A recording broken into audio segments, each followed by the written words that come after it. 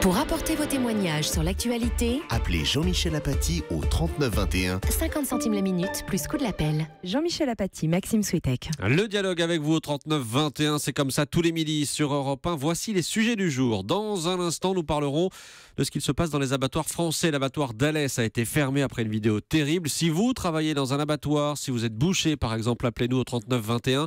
Mais d'abord Jean-Michel. Le service militaire. En rapport, le service militaire volontaire, c'est nouveau, ça commence aujourd'hui. Bonjour François.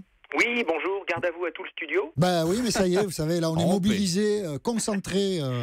Vous avez fait votre service militaire, vous nous appelez d'Évreux, hein, vous avez fait votre service militaire. Je suis dans l'heure, j'ai eu la chance de faire mon service militaire comme aspirant. Alors, vous dites la chance, vous, hein. Comprendront. Bah, j'ai préparé mon service, c'est tout. J'ai pas attendu le dernier moment avant d'aller faire le parcours du combattant. Les deux choses que j'ai aimées, c'est la rigueur. Oui. La rigueur des militaires, leur sens du devoir. Oui.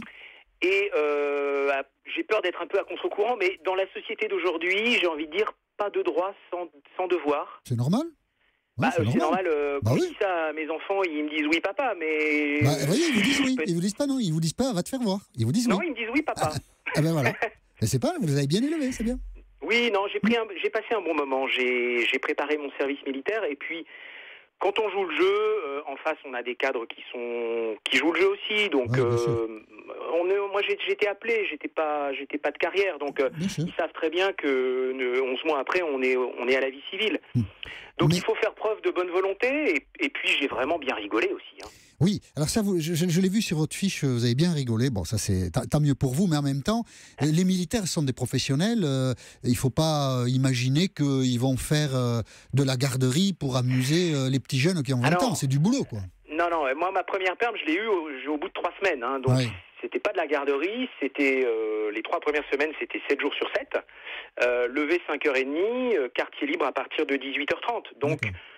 et quand vous avez fait un parcours du combattant le matin, un autre l'après-midi et 2 jogging, le soir à 8h, vous êtes HS dans votre lit.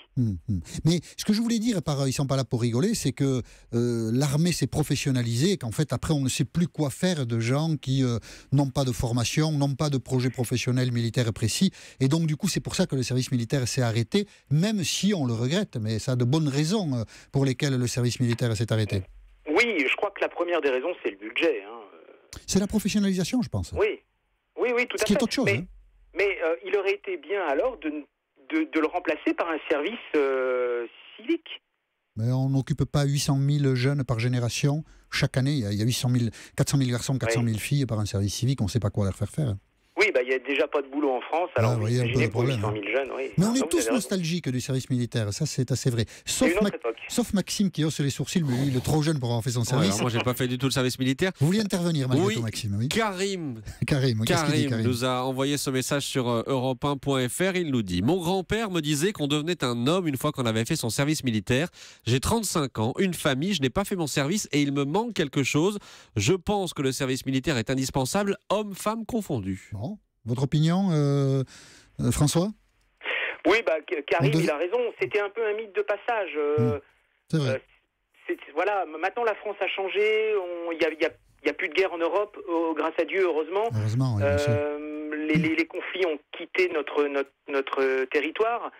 On va pas en pleurer. Hein. C'est quand même une bonne nouvelle. On vit dans un continent qui est en paix. Bien sûr. Mais c'est vrai qu'il y avait un mythe de passage. C'est vrai que quand on faisait son service militaire, on était considéré comme un grand. C'est vrai qu'on en est tous un peu nostalgiques. Voilà. La disparition a peut-être de bonnes raisons, mais on est nostalgique. En tout cas, François, merci d'avoir appelé le 3921 et d'avoir livré votre témoignage sur l'antenne d'Europe 1. Bonjour, Dany.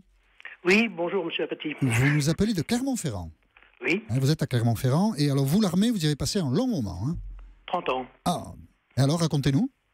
Bon, voilà, j'ai passé 30 ans, j'ai terminé ma carrière en tant que capitaine. Oui. J'ai donc connu et les appelés et les engagés. J'ai énormément côtoyé les appelés qui faisaient leur service militaire. Oui. Bon, ce que j'ai dit... ce qui j'ai trouvé maladroit, c'est l'annonce de la fin du service militaire.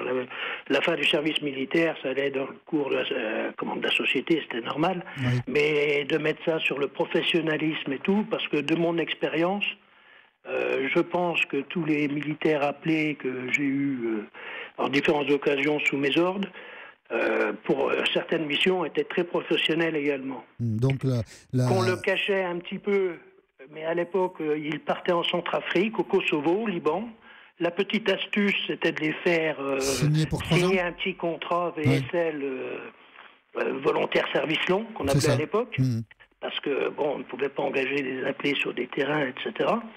Et qu'une fois sur place, ils montraient du professionnalisme. Donc, c'est normal, hein, je trouve ça normal qu'une armée de métier, mais de mettre cette opposition, enfin, pas une opposition, mais sortir le professionnalisme pour l'évolution, je pense que c'était un peu injuste pour tous ces jeunes. Vous avez trouvé, c'est ça, que les appelés avec lesquels vous avez travaillé avaient quand même beaucoup de qualité. Il y en avait beaucoup d'autres à côté et tout. On va écouter juste Maxime, Dany, qui a des réactions, je crois. Oui, non, ça va être mon témoignage à moi, parce que Dany disait qu'il avait mal vécu l'annonce de l'arrêt du service militaire, la suppression du service. Chirac en 95. Chirac 95, moi j'étais soulagé parce que j'étais la première année qui avait la possibilité de ne pas faire son service, donc j'ai pas fait le service, j'ai fait un jour, et à l'époque j'étais vraiment soulagé, et aujourd'hui je me dis que l'armée professionnelle c'est plutôt une bonne chose, c'est ce que je me dis en tant que citoyen, et je me dis aussi que tout ce dont on parle depuis tout à l'heure, les valeurs qui étaient véhiculées,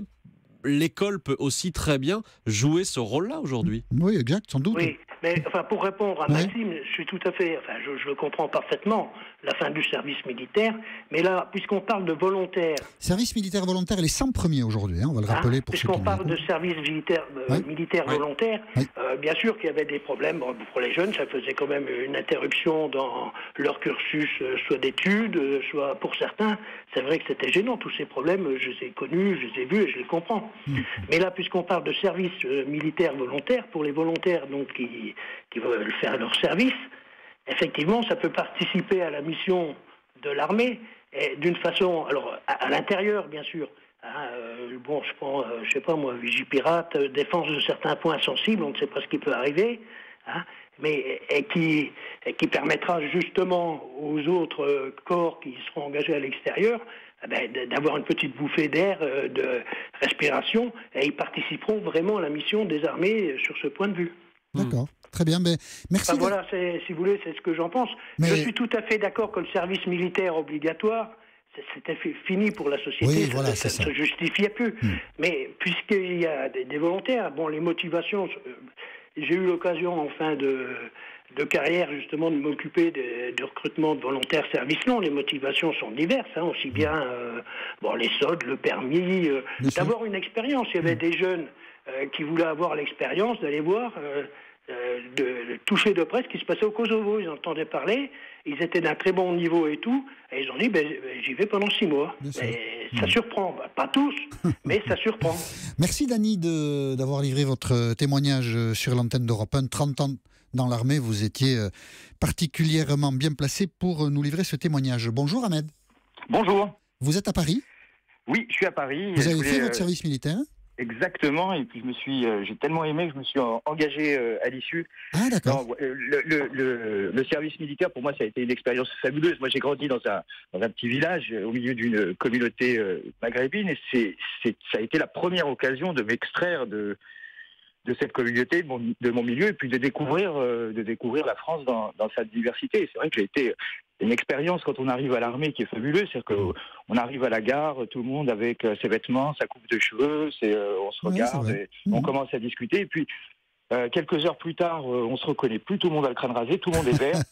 Il y a tout ce qui identifie les gens d'habitude. Il y a lui, il est noir, il est arabe, il est riche, il est pauvre, il a des belles baskets, il n'en a pas des belles.